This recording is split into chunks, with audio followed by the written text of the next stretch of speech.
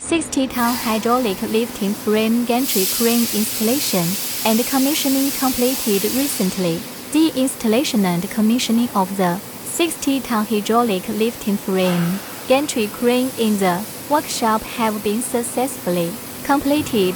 This equipment integrates multiple advanced functions and will significantly improve the efficiency of heavy cargo handling and hoisting operations in the workshop. The core advantage of this gantry crane lies in its multifunctional collaborative wheel pushing capability. Its four-wheel drive system ensures stable power output even under heavy load conditions and complex ground errands in the workshop, avoiding problems such as slipping or insufficient power. The four-wheel steering function greatly enhances flexibility.